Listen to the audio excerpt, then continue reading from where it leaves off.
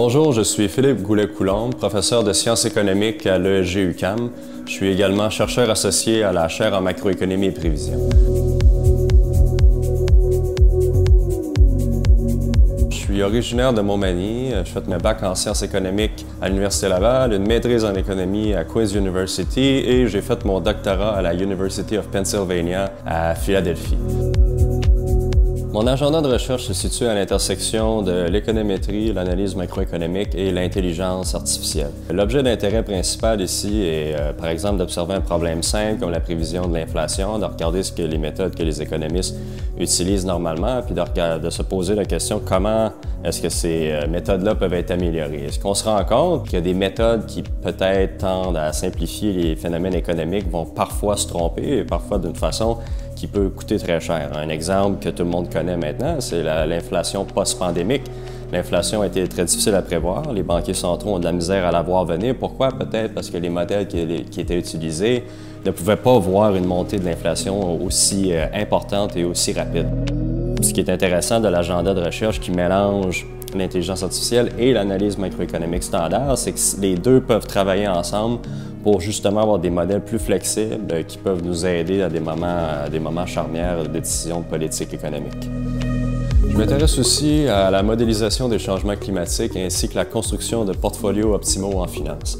Un thème récurrent, c'est le mariage des méthodes traditionnelles avec les méthodes de type intelligence artificielle pour avoir une caractérisation plus flexible du phénomène d'intérêt et à la fois une transparence nécessaire pour l'utilisation de ces modèles-là en pratique. Un exemple qui a été particulièrement d'intérêt à la chaire en macroéconomie et prévision, c'est la modélisation de la fonte des glaces en Arctique. Ce qu'on a observé à partir des années 2010, c'est que les modèles de climat standard ont eu de la misère à voir arriver à quelle vitesse la glace s'est mise à fondre suite à l'augmentation des émissions de carbone.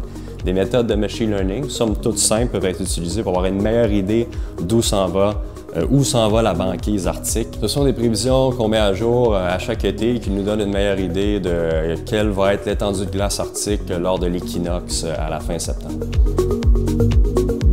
Évidemment, tous ces travaux qu'on conduit à l'ESG-UQAM et à la chaire en macroéconomie et prévision sont faits en collaboration avec des gens d'un peu partout, des étudiants évidemment de l'ESG-UQAM qui font leur maîtrise en sciences économiques, des étudiants de doctorat, des fois même des étudiants de d'autres universités montréalaises, mais aussi d'autres économistes, chercheurs qui ont des doctorats en économie. On travaille avec plein de monde d'un peu partout, puis ça amène une diversité d'opinions, une diversité d'expertise et de perspectives autour de la table.